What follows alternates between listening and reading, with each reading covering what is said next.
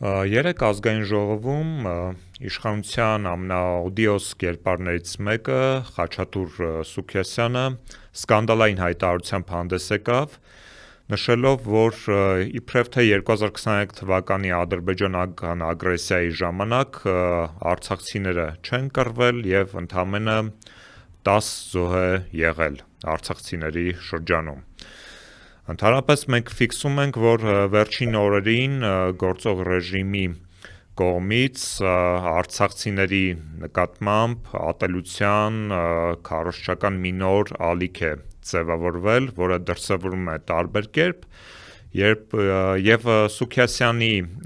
երեկվա դրսևորումը վստահաբար նմանատիպ օրինակներից մեկն է։ Թեմայի վերաբերյալ ես մեկնաբանություն եմ խնդրել Ապրիլի երկիր կուսակցության ներկայացուցիչ Մեսրոպ Առաքելյանից, բարև ձեզ պարոն Առաքելյան։ Բարև ձեզ։ Պարոն Առաքելյան, տեսեք, ես նշեցի, որ վերջին օրերին արցախցիների նկատմամբ ատելության մի նոր քարոզչական ալիք է սկսվել, ձեզ դա ինչով է պայմանավորված եւ առհասարակ ինչ էր նշանակում երեք ԱԺ-ում Սուքիասյանի մասնակցությամբ տեղի ունեցածը։ Տավոք սա առաջի դեպքը չէ, այս խայտառակ վարքագիծը Հայաստանի իշխանությունների ներկայացուցիչների կամ նրանց սպասարկող, այսպես կոչված լրատվամիջոցների կողմից, Նիկոլ Փաշինյանի եւ իր թիմի կողմից արցախցիների դեմ եւ Արցախի ընդհանրապես ցանկացած գործընթացին այս ագրեսիան պայմանավորված է մի բանով, որ նրանք փորձում են այն ամեն ինչ, որ տեղի ունեցել Արցախի խայտառակ կորուստը իրենց գործողությունների հետևանքով, գցել իրենց վրայից եւ դա մատուցել ցիների Արցախում տեղի ունեցած իրադարձությունների պատճառով է, հիշենք այդ Արցախի իշխանապողություն, հեղաշրջում այսպես կոչված, նախկին խնդիրներ, չկռվել եւ այլն։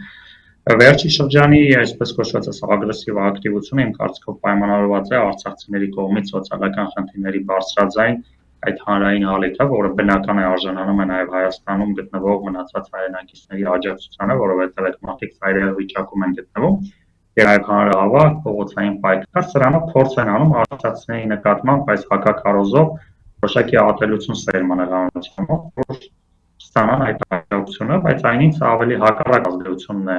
լինում եւ այն մարդիկ, ովքեր որոշակի пассивություն, չեզոքություն են ցուցաբերում, նման վարքագծից հետո ավելի հատված կանել արցախցիների կողքին, որովհետեւ սա ուղղակի անընդունելի է։ Երբ մենք տեսնում ենք ինչ-որ քաղաքացիները արցախցիների նկատմամբ այս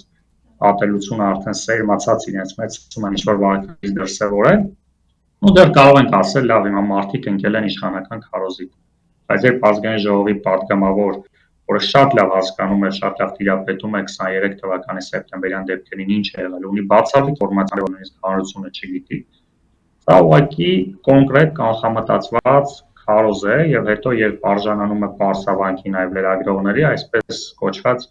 փորձում է դրա տակից դուրս գալ, ինչ որ հերքում է, բայց այնինչ ոչ թե ինչ որ թվի սխալ էր արել, այլ կոնկրետ ագրեսիայով, որ իբր թե 10 զոհ է եղել, այնինչ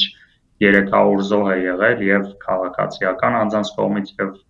զինվորականների եւ միջև վերջ արցախցիները պայքարել են, որի մասին նաեւ ադրբեջանական աղբյուրներն են նշում,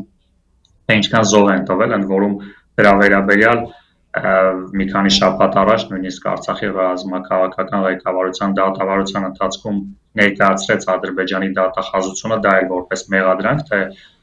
սեպտեմբերյան գործողությունների ժամանակ ադրբեջանական հարյուրավոր զոհերը որպես հանցագործություն էր ներկայացվում, ակնհայտ է, որ այս ամենը շատ լավ տիրապետում է իշխանությունը եւ սրանով ուղղակի խայտառակ վարքագիծ է դրսևորում Արցախի եւ արցախցիների նկատմամբ։ Դուք կարծեմ հաղորդում եք ներկայացրել հանցագործության գլխավոր դատախազություն կապված այդ խոսնակեմ Չակերտավոր լրատվականի տեղադրված նյութի համատեքստում, ինչ կասեք այս մասով։ Արա այդ խայտառակ տեսանյութը, որ հրապարակվեց, այդտեղ թե իրավական տեսանկյունից ենք նայում, շատ կարևոր արձանագրում կա, որ քրեական օրենսգրքով հանցագործություն է համարվում այդ ատելության եւ բռնության կոչեր արտահայտելը, բայց այդ մեղադրանքը ավելի է խստացվում, երբ դա տարածվում է զանգվածային լրատվամիջոցներով։ Եթե տեսականորեն հիմա քաղաքացին ինչ որ մի բան է ասում լրագրողին, դա արգելվում է նաև զանգվածային լրատվամիջոցի կողմից տարածվել, անկախ նրանից, թե դրա հեղինակը ով է, որովհետև բռնության կոչերի եւ ատելության խոսքի տարածումը, անկախ նրանից հեղինակը ով է, տարածողի համար նույնպես քրեական պատասխանատվություն է ենթադրում։ Եվ իհարկե մեծ հույսեր ունենալ այս իրավական համակարգից անմտություն է, սակայն ակնհայտ է, որ սրանով մենք պետք է մեր աջակցությունը ցույց տանք արցախցիներին եւ նաեւ անհանդուրժողականությունը նման գործելավոճ ունեցող անձանց եւ առաջին հերթին այսպես կոչված լրատվամիջոցների նկատմամբ, որպեսզի նրանք հասկանան, որ նման գործելավոճը պետք է կանգ առնի եւ վստահ եմ, որ նոր իշխանության պարագայում բացի այս քաղաքական գնահատականից նաև այս անձինք իրավական պատասխանատվության են ենթարկվել։ Բաքվում շարունակվում է շինցու քրեական գործով Արցախի ռազմաքաղաքական էլիտայի դատավարությունը եւ ըստ ներկայումս ինչպիսի փուլում ենք գտնվում։ Կերտ ցուցադրական թատերական այդ դատավարությունները յուրաքանչյուր օր ապացուցում են այն, որ բոլոր մեղադրանքները իրականության հետ աղերս չունեն, որովհետև ինչ որ անձինք են հայտնվում, որոնք գալի ինչ որ պատմություններ են պատմում, թե Արցախյան առաջի ազատամարտի ժամանակ ինչպես են տուժել, վիրավորվել, ականների վրա պայթել եւ այդ մեղադրանքները ուղղված են այդ անձանց գործողություններին, որը սա առաջին հերթին նաև միջազգային հանրությունը պետք է տեսնի, որ այդ ամենը բացառապես ռազմական գործողությունների ընթացքում են տեղի ունեցել Արցախի եւ Ադրբեջանի միջեւ, որը ենթադրում է երկկողմանի զոհեր, վիրավորներ, ռազմական գործողություններին մասնակից անձանց շրջանակներում եւ դա որևէ հանցագործության տակ չի պարունակում եւ այն մեղադրանքները, որը առաջադրված է Արցախի ռազմաքաղաքական ղեկավարությանը, տեսնում ենք, որ այս դատավարության հետ նույնիսկ որևէ աղերս չունի, այսինքն նույնիսկ այդ թատերական բեմականացումը չեն կարեցել մեղադրանքների հետ կապել, այլ մեղադրանքներ են ներկայացվել եւ հիմա այլ դատավարություն է ընթանում, սակայն մի կարևոր արձանագրում, որ այս դատավարություններում կարմիր թելով գնում է Հայաստանի Հանրապետության դերը, այսպես ասած, որ այդ բոլոր գործողությունները բխել են Հայաստանի Հանրապետության տարբեր ժամանակների իշխանությունների հանձնարարականներով, հրահանգներով, աջակցություններով, ակնհայտ է, որ սրանով նաև մի իրավիճակ է ստեղծվելու, որ թեև ներքին դատավարություն է սա, սակայն ի վերջո Ադրբեջանը չեն բացառում, որ մի օր այս դատավարությունների հիման վրա Հայաստանի Հանրապետության դեմ հայց է ներկայացնելու, որպես Ադրբեջանի նկատմամբ այս հանցագործությունների հեղինակ եւ ցավալի է, որ Հայաստանի իշխանությունը սա չի գիտակցում կամ գիտակցում է չի փորձում ինչ-որ քայլեր ձեռնարկի, սրանով հերթական անգամ